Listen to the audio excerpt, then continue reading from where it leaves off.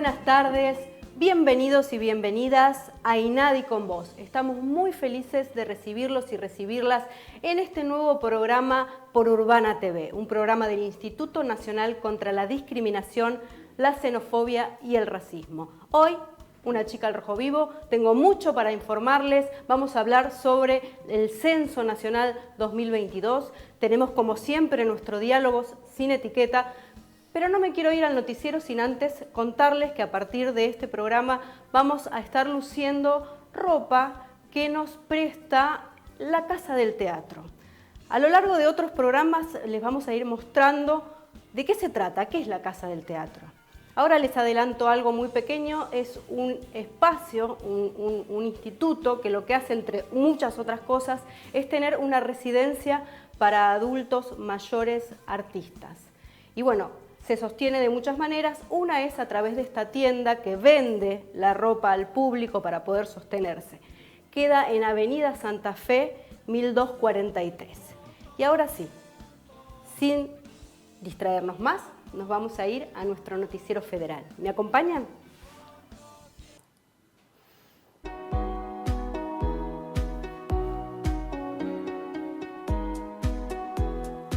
Victoria Donda en Israel. Durante 2 jornadas, la titular del organismo compartió el trabajo del INADI contra el antisemitismo ante especialistas internacionales, en el marco de la reunión de enviados y coordinadores especiales para combatir el antisemitismo, SECA, en Jerusalén. Como parte de su agenda ampliada, Victoria Donda visitó a Yad Vashem, el Museo de Memoria del Holocausto, donde fue recibida por su presidente, Dani Dayan.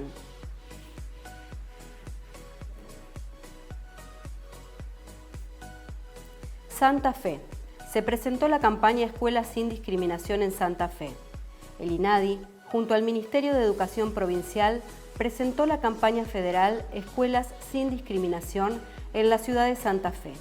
Se realizaron 2 talleres para 60 personas, entre ellas personal directivo y docentes de 16 escuelas locales.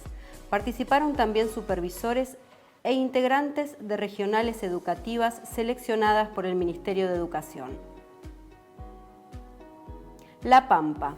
La Comisión para el Reconocimiento Histórico de la Comunidad Afroargentina del INADI visitó la ciudad de La Pampa.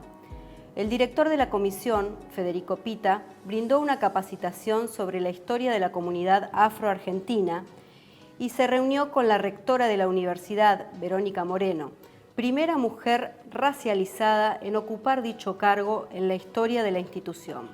La comisión trabaja recorriendo el país, articulando con autoridades provinciales y organizaciones de la sociedad civil prácticas tendientes a la reparación histórica de la comunidad afroargentina.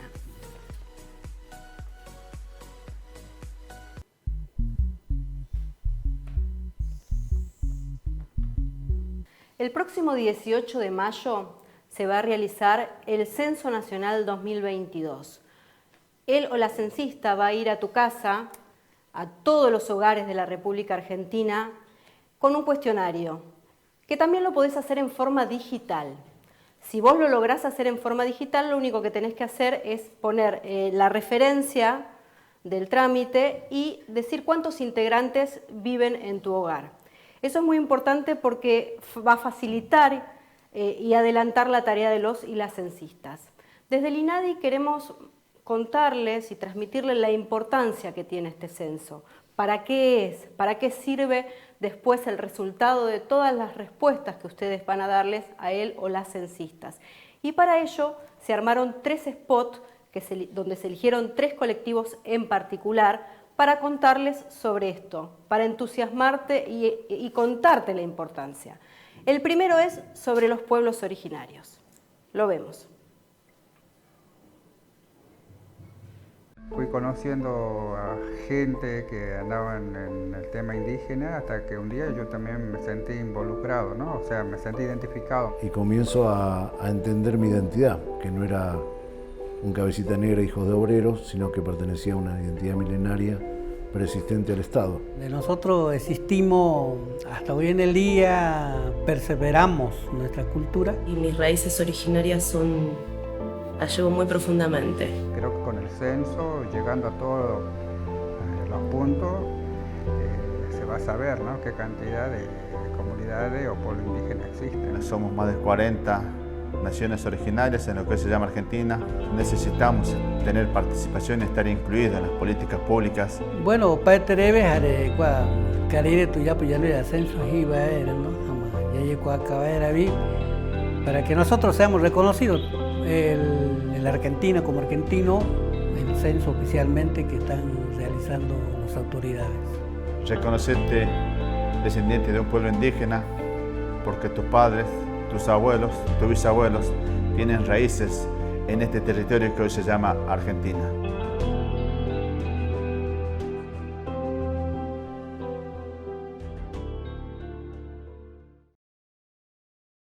Como les decía en la primera salida, la importancia que tienen los datos que se viertan en el censo nos van a dar características demográficas y socioeconómicas de toda la población. Ahora los y las queremos invitar a otro colectivo importante que se incorpora en este censo a través de preguntas, que son las personas trans. ¿Lo vemos? Cuando vine a la gran ciudad conocí organizaciones en donde encontré muchas respuestas a preguntas que traía y que no sabía muy bien qué era lo que me pasaba. Me di cuenta desde muy chica, desde que tenía 10 años, que no tenía nada que ver con mis compañeros. ¿Qué pasa? ¿Qué está pasando? ¿Por qué me agreden si yo solamente soy diferente? Iba a los grupos y buscaba más que nada amigues y terminé militando por la ley de matrimonio igualitario, la ley de identidad de género y a partir de ahí a identificarme con el colectivo que soy parte. Es importante participar del censo precisamente porque hemos luchado por nuestra identidad. El Estado argentino va a poder por primera vez decir cuántas personas trans habitamos la Argentina y no es un dato menor. Siempre que se piensa en políticas públicas, la primera pregunta que te hacen es ¿qué cantidad de personas abarca? Bueno, todavía nosotros no lo sabemos. Acá estamos, esto es lo que necesitamos, estas somos las que somos, en las condiciones en las que vivimos. Estas somos las que tenemos trabajo, las que no tenemos trabajo. Creo que el reconocimiento, el sentirte parte, es cuando te convocan, es cuando te escuchan y es cuando se trata de buscar soluciones de manera colectiva para que todas las personas que vivimos en nuestro país tengamos los mismos derechos, las mismas oportunidades y también las mismas responsabilidades.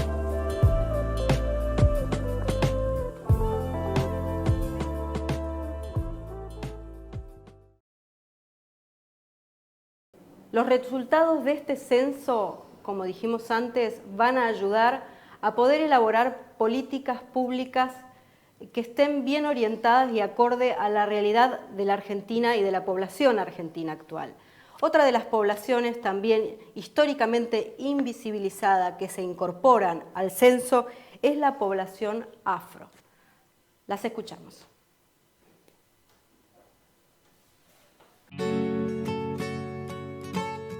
Siempre me sentí parte de la comunidad afrodescendiente. Y afrodescendiente para mí es mi raza negra, que yo la amo. Afrodescendientes somos aquellas personas que descendemos de africanos y africanas traídos a las Américas como mano de obra esclavizada. Es fundamental que nos reconozcan en este censo porque lo que no se nombra no existe. Afrodescendiente soy yo, mi padre, mi madre, mis tíos, mis primos y mis sobrinos nietos. Todos somos afrodescendientes. Ser afrodescendiente va más allá de tu color de piel, de si te ves blanco o si te ves negro. Ser afrodescendiente es una identidad. Por eso te invito a reconocerte.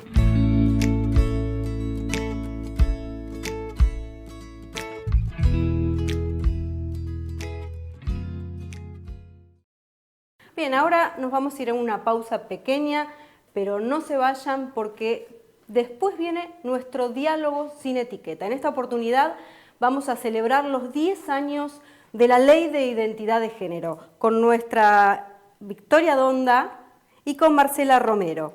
Esta ley fue sancionada el 9 de mayo del 2012 y reconoce el derecho a la identidad de todas las personas a ser reconocidas como se autoperciben. Las escuchamos. Vivir libremente en igualdad es un derecho que nadie puede quitarte. Si sufriste una situación de discriminación, podés hacer algo para que no vuelva a pasar. La línea 168 es un servicio gratuito del INADI que brinda atención, contención y asesoramiento a personas víctimas de discriminación. Podés llamar todos los días del año entre las 9 y las 19 horas. Van a registrar tu denuncia, acompañarte y asesorarte para hacer valer tus derechos. No te quedes callada, la discriminación no va más.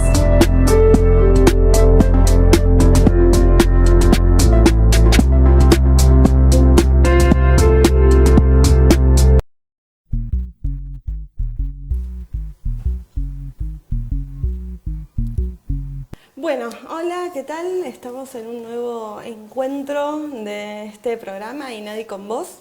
Y en esta oportunidad vamos a estar con una invitada muy especial, una compañera a la cual quiero mucho. Ella es Marcela Romero, es una compañera dirigente del Movimiento de Diversidad de la Argentina, una compañera muy importante que ahora nos va a contar su vida, su recorrido, bueno, una parte porque tiene un extenso recorrido militante.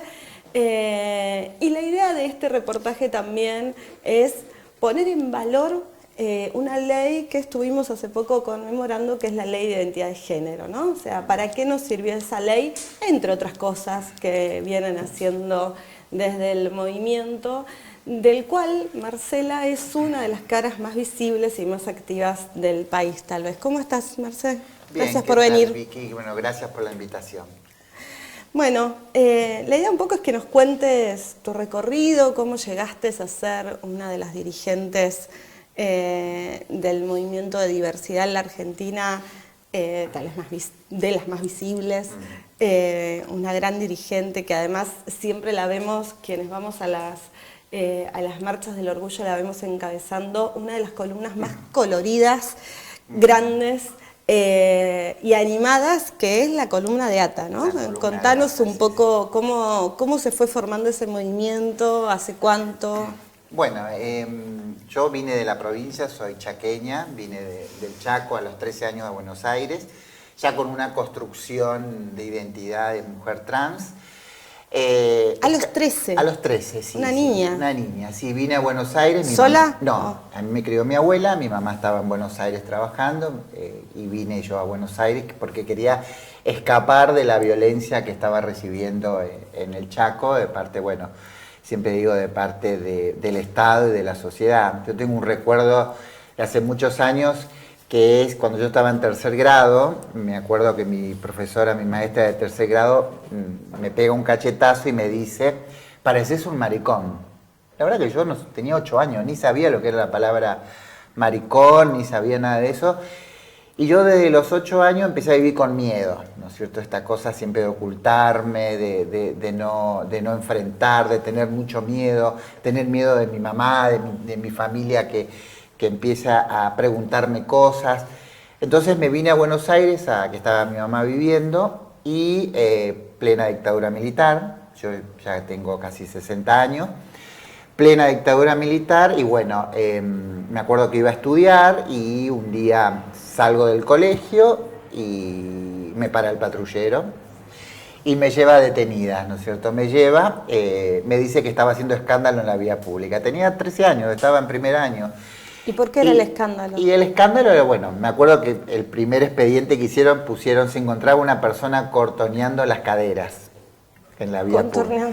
Que claro, venía caminando, moviéndome, y que cuando me identifican era una persona de otro sexo, no era una mujer, era un hombre. Entonces la citan a mi mamá y llega mi mamá a la comisaría y bueno, ahí le dicen, y me acuerdo que ahí mi mamá se sentó y me preguntó, en el miedo y en todo lo que tiene cualquier niño y adolescente es negarlo, ¿no es cierto? Negarlo, pero bueno, volví. ¿Qué te preguntó tu mamá? Mi mamá me preguntó si a mí me gustaban los hombres, ¿no es cierto? No me preguntó cómo yo me sentía. A mí me hubiese gustado que me hubiese preguntado qué sentía yo, cuál era mi Bueno, pero por ahí tu mamá no Mi mamá sabía. tampoco, ¿no es cierto? Estábamos muy en el tema de la homosexualidad y todo eso. Entonces me preguntó y yo le dije que no. Tampoco había tenido relaciones, ni tenía sentimientos, pero no, tenía 13 años. Me acuerdo que seguí teniendo problemas en el colegio, muchos problemas en el colegio por mi identidad de género, ya no entraba al baño, esperaba que todos vayan al baño, era la burla del colegio, hasta que tengo un grupito de amigas que eran 2 compañeras, me acuerdo que una chica era coreana, me acuerdo siempre, una chica era coreana y otra chica era paraguaya. ¿Las volviste a saber? No. No, nunca más. Pero éramos como éramos la identidad de género y la migración estábamos juntas. Claro, sí. Era la discriminación dentro del colegio, estábamos juntas. Y creo que eso me ayudó muchísimo me ayudaron muchísimo a poder yo expresarme y a poder enfrentar, ¿no es cierto?, la discriminación. Bueno, después problemas judiciales con la policía, ya tenía 16, 17 años y era como que tuve varias detenciones, pasé por el Instituto de Menores, el ROCA, me acuerdo estuve dos veces en el ROCA. Y la verdad que no tenía un Estado presente, menos en la dictadura y cuando empezó la democracia. Yo tenía 18 años un poquito más, cuando empezó la democracia.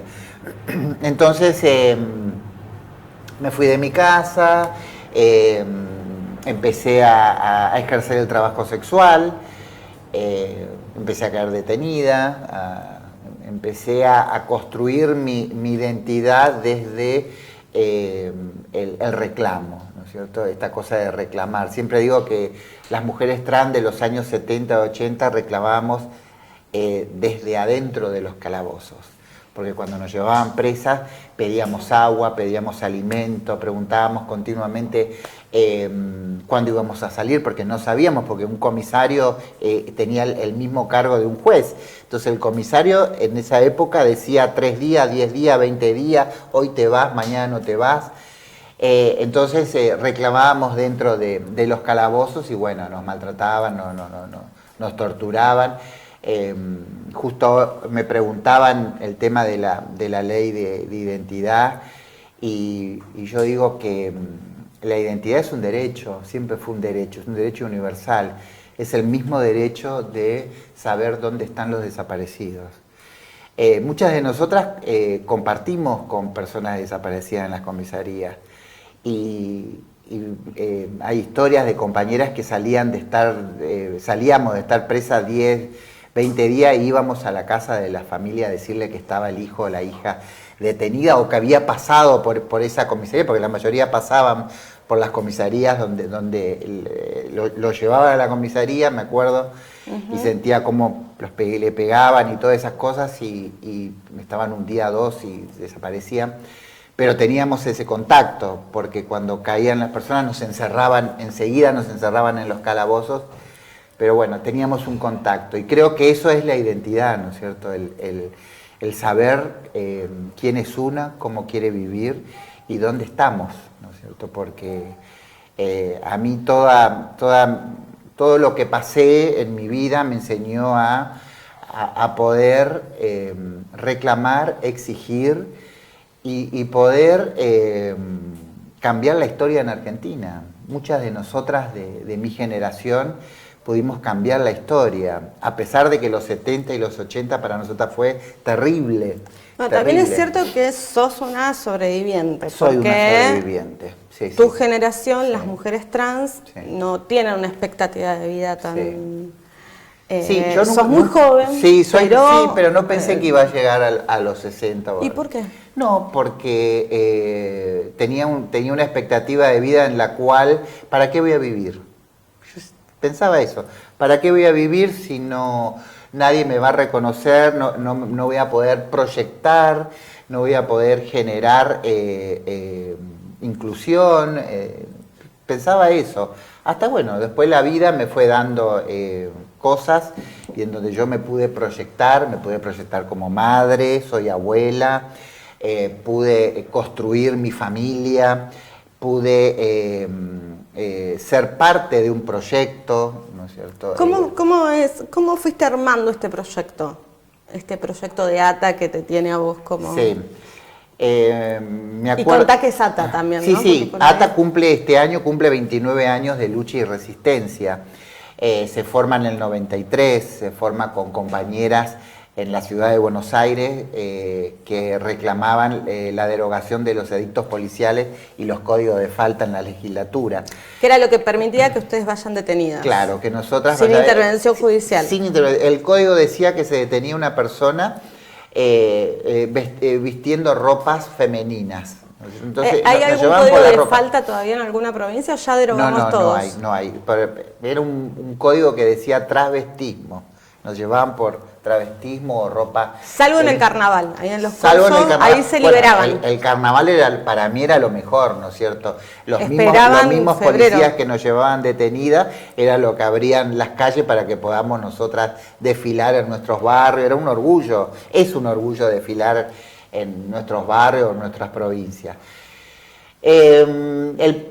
El proyecto de ATA siempre fue llegar a las compañeras más vulnerables, a las compañeras que necesitaban empoderarse y tener información de cómo defenderse frente a las violaciones a los derechos humanos.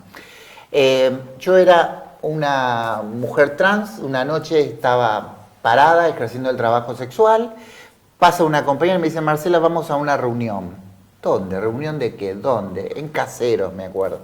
Vamos, me voy y me encuentro con como 10 mujeres trans hablando de política, yo escuchando y diciendo, lo que dice esa compañera es lo que yo pienso, ¿por qué yo no lo puedo decir?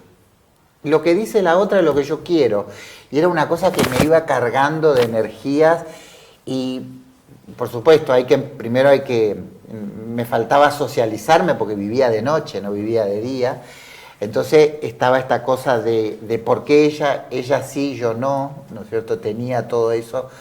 Pero bueno, eso fue el primer paso que di en la organización, donde yo, me acuerdo que terminó la primera reunión, me acerqué a la líder y le dije si podía venir a la próxima, me dijo, por supuesto. Y así fui yendo a las reuniones.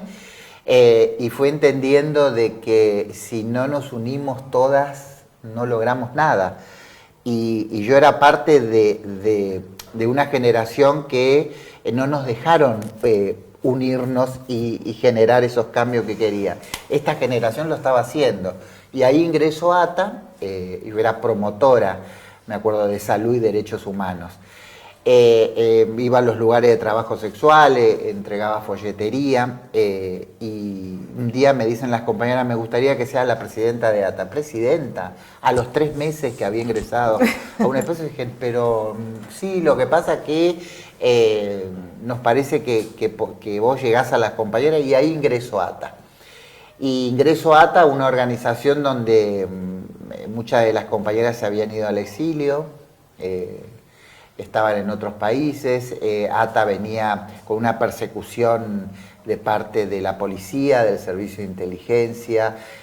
ATA era es la organización que hace denuncias y que enfrenta ese aparato político represor que en esa época era y sigue siendo la policía, ¿no es cierto? Pudimos generar cambios dentro de la organización. Logramos la personería jurídica, después de 15 años de ATA, pudimos tener un espacio, y a mí me pasaba que yo miraba a otras organizaciones y decía, pero ¿por qué ATA no tiene banderas y tiene la movida que tiene otras organizaciones si somos parte del espacio político? Somos una asociación civil, pero somos política, todo lo nuestro es político. Entonces tengo el mismo derecho como todo... Sí, profundamente, aparte, porque plantea modificar la percepción binaria también de la sociedad, ¿no? Sí. Entonces decía, ¿pero por qué? Y entonces ahí es que empecé a decir, bueno, necesitamos bandera, necesitamos esto, necesitamos lo otro, capacitarnos, hacer nuestro primer encuentro nacional, y ya vamos por el número 12, el encuentro nacional, que se hace a nivel nacional, donde nos juntamos más de 150 personas trans de todo el país, donde realizamos nuestro plan de trabajo. En medio de la pandemia, quiero decir que en medio de la pandemia también hicieron el encuentro nacional. Sí, hicimos nuestro encuentro y Y bueno, eso es parte de la lucha trans en Argentina. Mucha gente dice, pero ¿cómo hicieron para conseguir la ley de identidad de género? Explica un poco qué es la ley de identidad de género y en qué les cambió, si cambió algo. Sí, la ley cambió un 30%, siempre dije, falta un 70%. Yo creo que la ley de identidad de género se dio en un momento político democrático e inclusivo.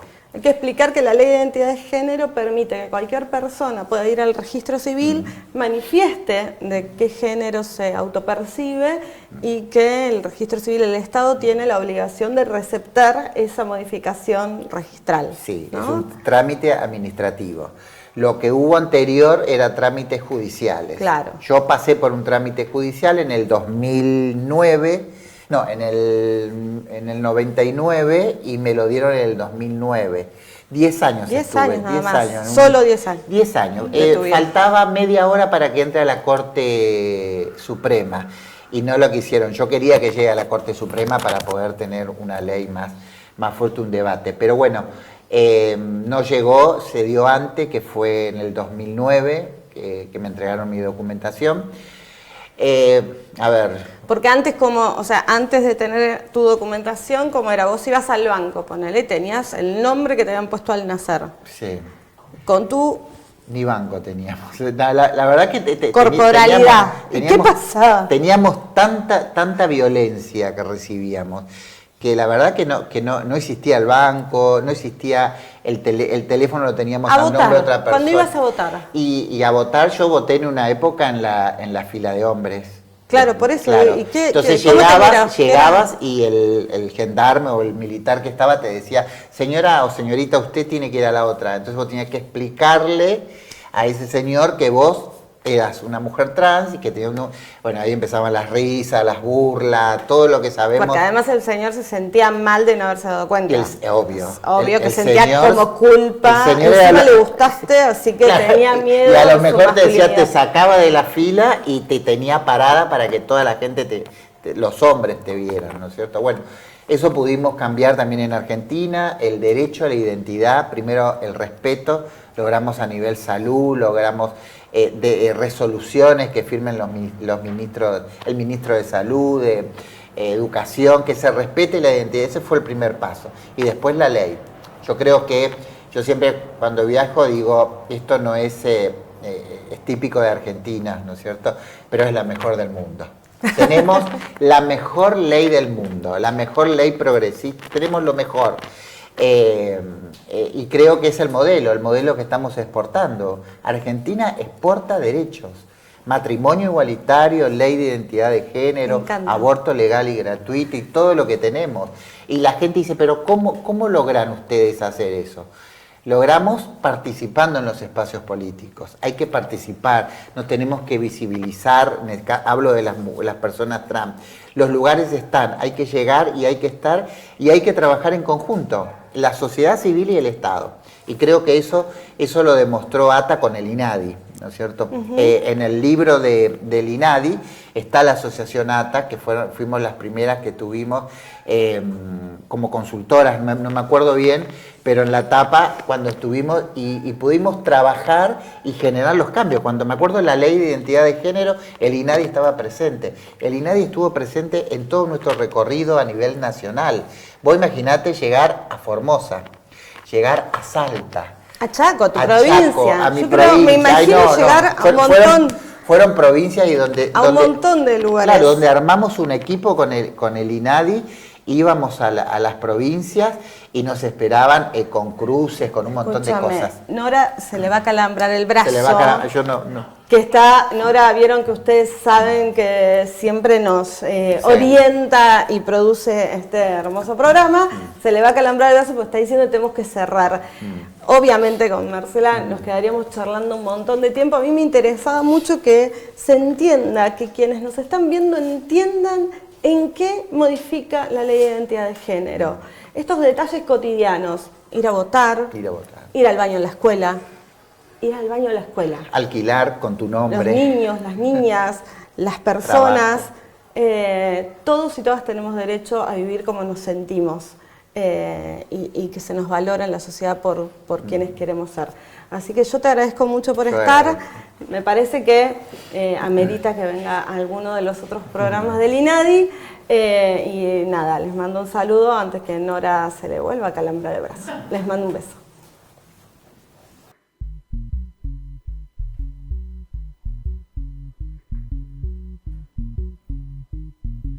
Bien, se nos terminó un nuevo programa. Nos vamos a despedir. Muchas gracias por estar con nosotros del otro lado, como les decimos siempre.